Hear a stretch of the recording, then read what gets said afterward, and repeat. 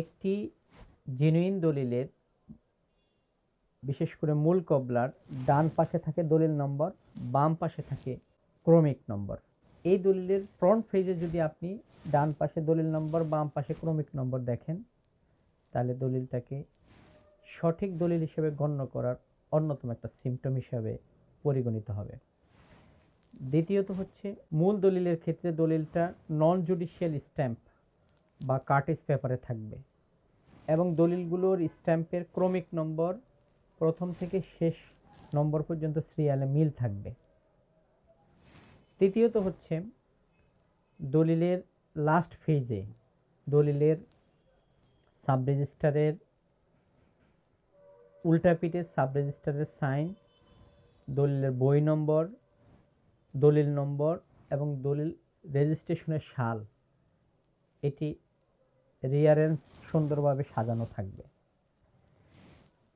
তৃতীয়ত হচ্ছে, দলিলের দাতার এবং গ্রহীতার উভয়ের স্বাক্ষর থাকবে। দলিলের অপর পেজে উল্টা পিঠে দলিল দাতার, যিনি দলিলটা এক্সিকিউশন করছেন, তার থাম ইমপ্রেশন, লেফট থাম ইমপ্রেশন, এলটিআই তথা বাম হাতের বুড়ো আঙ্গুলের ছাপ থাকবে। এবং জেনুইন দলিলের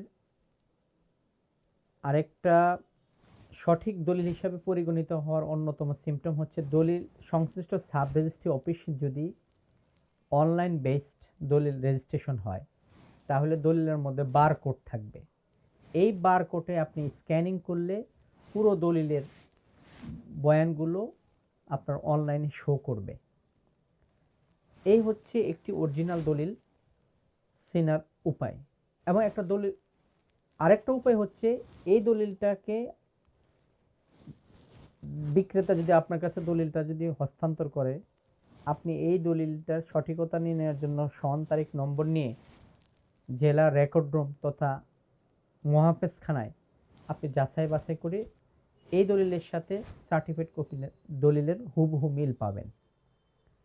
অন্যদিকে একটি দলিল জাল বা ফলস ফেব্রিকেটেড, সেটি চেনার উপায় হচ্ছে, ওই দলিলটার সিলগুলো ঝাপসা থাকবে, ওই দলিলটার স্ট্যাম্পের ক্রমিক নম্বরের মিল থাকবে না, ওই দলিলটা সাব রেজিস্ট্রি অফিসে মহাফেজখানায় তালাশি দিলে দলিলটার অস্তিত্ব খুঁজে পাওয়া যাবে না।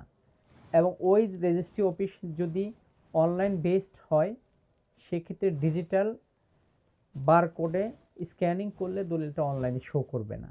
এই হচ্ছে একটা জেনুইন দলিল এবং একটা জাল দলিল চেনার কৌশল বা উপায়। আশা করছি বিষয়টা ক্লিয়ার হয়েছে।